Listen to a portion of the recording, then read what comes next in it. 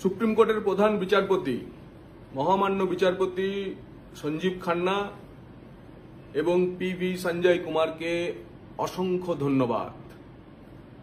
23 লক্ষ পরীক্ষার্থীর ভাগ্য নিয়ে ছিনিমিনি খেলা মমতা বন্দ্যোপাধ্যায়ের প্রশাসনকে উপযুক্ত জবাব আজকে মহামান্য সুপ্রিম কোর্ট দিয়েছে।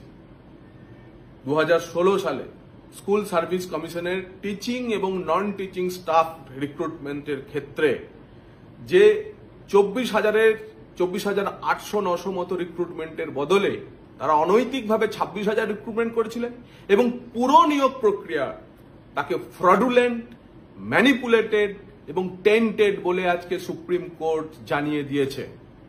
ফলে বাতিল হয়েছে 26,000-এর চাকরি। এবং আমাদের স্পষ্ট বক্তব্য যে এই 26,000 চাকরি বাতিলের পুরো দায় মমতা বন্দ্যোপাধ্যায়ের মতো দুর্নীতিগ্রস্ত একজন প্রশাসকের, বিশেষ করে যোগ্যদের। সুপ্রিম কোর্ট বারবার বলার পরেও যোগ্য এবং অযোগ্যদের বাছাই করে তিনি কোনো তালিকা সুপ্রিম কোর্টে জমা দেননি।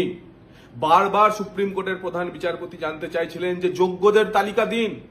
বোঝাই যাচ্ছিল যে সুপ্রিম কোর্ট হয়তো চাইছিলেন যোগ্যদের চাকরিটা রেখে দিতে, কিন্তু মমতা বন্দ্যোপাধ্যায় তার পিঠ বাঁচানোর জন্য সেই যোগ্য আর অযোগ্যদের বাছাই করে দেননি।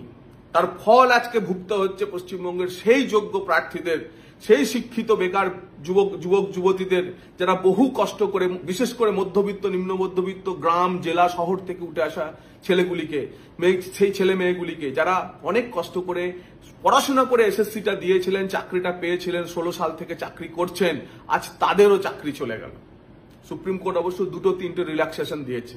এক, যে সমস্ত শিক্ষক শিক্ষিকারা অন্য কোথাও চাকরি ছেড়ে এখানে এসেছিলেন তারা পুরনো চাকরিতে বহাল হবেন।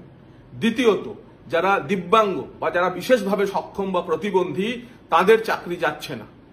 আর তৃতীয়ত, আগামী 3 মাসের মধ্যে সুপ্রিম কোর্ট নতুন করে রিক্রুটমেন্ট করে দিতে বলেছে এবং সেই রিক্রুটমেন্টে এই 26,000-এর মধ্যে যারা আবার নতুন করে চাকরি পাবেন তাদেরকে বেতন ফেরত দিতে হবে না। কিন্তু যারা সক্ষম হবেন না, যারা চাকরি পাবেন না, সেই সমস্ত যোগ্য বা অযোগ্য তাদের প্রত্যেককে তাদের বেতন এই টাকা রাজকোষে জমা করতে হবে। এতদিনে প্রকৃত বিচার হলো এবং এর পুরো দায় মমতা বন্দ্যোপাধ্যায়ের। মমতা বন্দ্যোপাধ্যায় বারবার শুধু চিৎকার করতে থাকেন তিনি নাকি চাকরি দিচ্ছেন, চাকরি দিচ্ছেন, চাকরি দিচ্ছেন। আপনি আর 26,000-এর বেকারের চাকরি খেলেন এবং 23 লক্ষ পরীক্ষার্থী যারা এই এসএসসির মাধ্যমে স্কুল টিচিং এবং নন টিচিং এর পরীক্ষা দিয়েছিলেন তাদের প্রত্যেকের ভাগ্য নিয়ে আপনি ছিনিমিনি খেললেন। এর জন্য বাংলার শিক্ষিত বেকার যুব সমাজ আপনাকে কোনোদিন ক্ষমা করবে না, কোনোদিন ক্ষমা করবে না। কোটি কোটি টাকা লুট করেছেন, দালালেরা 77-78 কোটি টাকা গিয়ে শিক্ষামন্ত্রীকে জমা দিয়েছে। আপনার শিক্ষামন্ত্রী জেলে আছেন, আপনার স্কুল বোর্ড সেই সময়কার বাকি যারা স্কুল কর্তারা তারা জেলে আছেন। এবং আপনি নিশ্চিত থাকুন, যদিও সুপ্রিম কোর্ট বলেছে সুপ্রিম কোর্টের এই রায় তদন্তের উপর কোনো প্রভাব যাতে না পড়ে, কিন্তু এই সুপ্রিম কোর্টের রায় বলে দিয়েছে যে বিচারপতি জাস্টিস গাঙ্গুলি থেকে শুরু করে হাইকোর্টের ডিভিশন বেঞ্চ যা যা বলেছিল, যা যা ফাইন্ডিংস ছিল তা সত্যি অক্ষরে অক্ষরে তা পালন করা উচিত কেন্দ্রীয় তদন্তকারী সংস্থার। এবং বিচারপতি গাঙ্গুলি বারবার যা বলতেন যে মাথাটাকে ধরা উচিত, মাথাটাকে ধরা উচিত, সুপ্রিম কোর্টের রায়ের পর প্রমাণ হলো মাথা ধরতে আর বেশি সময় লাগবে না। হরিয়ানাতে এইভাবেই শিক্ষক নিয়োগ দুর্নীতি মামলায় ওম প্রকাশ চৌতালা জেলে ছিলেন, জেলে আছেন। আপনি নিশ্চিন্ত থাকুন, এবার সেই সময়ও আসছে। খাঁটি গাওয়া ঘি মানেই মেঘনা ঘি।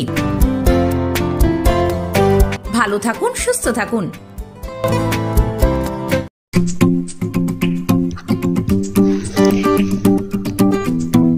এবার উৎসব জমে উঠবে। গোটা পরিবার নিয়ে ঘুরতে যাওয়া আর কিচেন মন্ত্রার সুস্বাদু খাওয়া।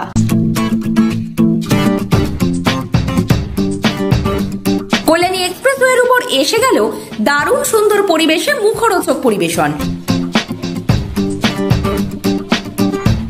দ্য কিচেন মন্ত্রা মনের মতো আপনার প্রতিষ্ঠান। কল্যাণী এক্সপ্রেসওয়ের উপর বেঙ্গল ধাবার বিপরীতে।